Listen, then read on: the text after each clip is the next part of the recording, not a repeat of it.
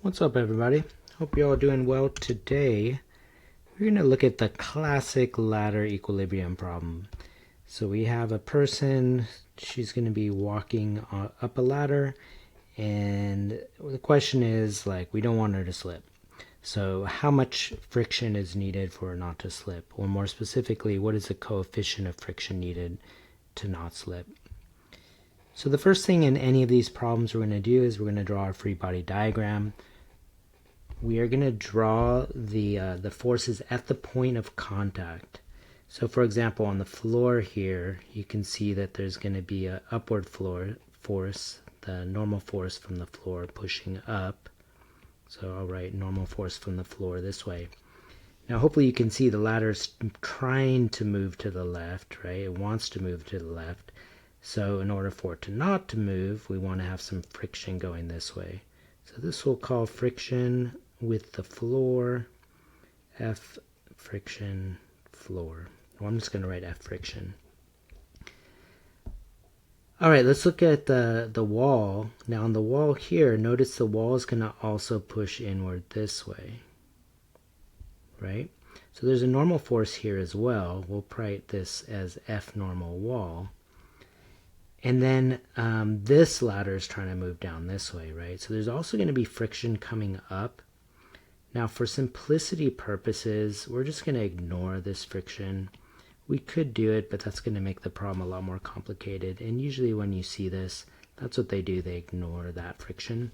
So we're going to say that that friction is negligible on the wall. And we're just going to focus on the floor friction.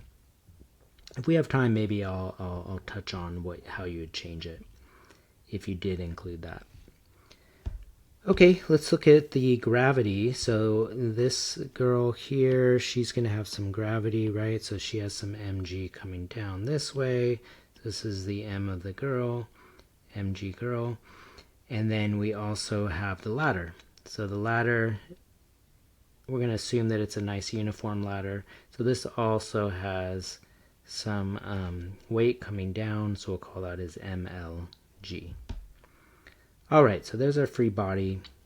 Our next step is to do our summations. We're going to do 3 summations, and any of these equilibriums, as long as you have 2 dimensions, you're going to have 3 summations. So the first one we're going to do, we'll do the x summation. So that means anything that's horizontal. So hopefully you can see that we have friction from the floor. So friction from the floor going to the right, and then we have the normal force from the wall going to the left. Since we're in equilibrium, we want this to be 0, right? We don't want it moving, so those two should be equal to each other, right? So we're looking at this down here and this over here. They should be in balance. All right, let's do the y direction summation. So for this one, we're going to go F normal from the floor is going up. Then we have M ladder G coming down, and we have M girl G going up. Again, that's equal to 0. So notice we would have to include this little friction here. If we were including the wall, that's where that would go, right? That would be also helping keep us up there. So the last thing we're going to do is we're going to do our torque summation. So we're going to sum up our torques. Now remember, whenever you sum up the torques, you have to define your reference level. So we will define the reference level to be the bottom down here. Okay, you could choose anywhere you want. This is the most logical in my opinion, because remember, wherever you set your pivot point, since the length is 0 from that point, you can cancel out any forces. So in this case, we're actually going to be canceling out the force from the floor, both the normal and the friction force. Alright, so remember, torque is force perpendicular to distance, right? Torque equals force perpendicular to distance. So we're going to take these one at a time. Actually, let me just do this conceptually first, and then we'll solve it. So notice that we have the ladder torque is going to be kind of rotating this in the clockwise direction. So we have the torque from the ladder. Then we have the torque from the girl also rotating in the clockwise direction. In this case, I'm calling clockwise positive.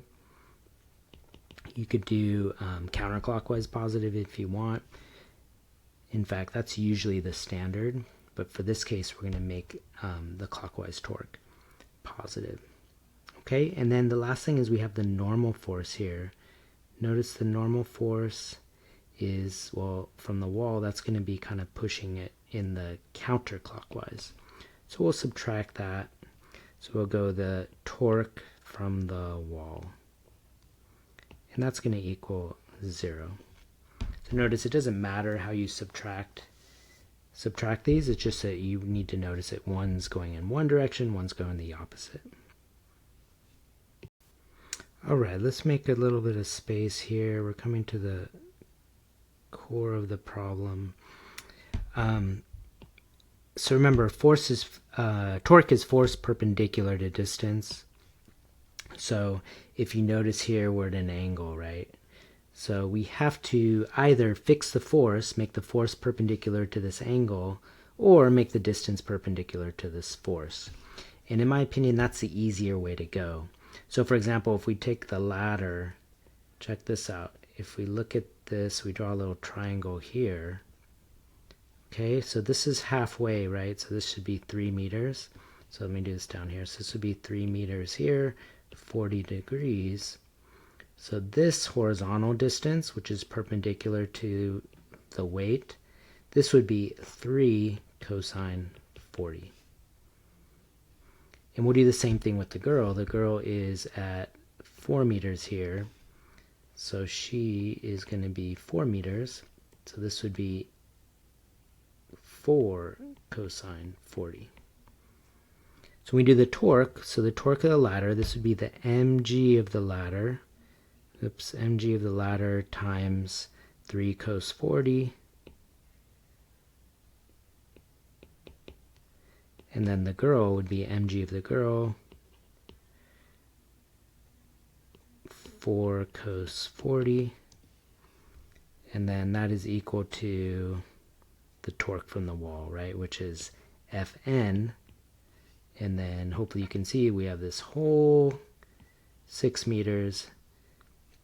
Except notice, okay, it's not exactly cosine, right? Because this one's going to the left. And so we need this vertical distance. That's the perpendicular, right? So that would be 6 sine of 40, right? That's going to be 6 sine 40 over here. Alright, let's just go ahead and start solving for things. So we could find the normal force from the wall right here. So if we go mg of the ladder, so m of the ladder was 20 kgs, so we're going to go 20 times 9.8, 3 cosine of 40, which is 2.3. Okay, then we'll do the girl. So the girl was 50 times 9.8, 4 cosine of 40, 3.06. And then that should equal the normal force from the wall. 6 sine of 40 is 3.86. And then we'll solve for the normal force. So remember, this is the normal force from the wall, and I get about 840. I'll just write it as 839. That's the number I'm getting. 839 newtons. So that's the normal force from the wall. Now let's go back to our equations and just start to fill some more things in. Let me shrink this down just so we can have a little bit more space here. There we go. Alright, let's keep it going. Let's wrap this up. So we're going to go back to that first equation right here.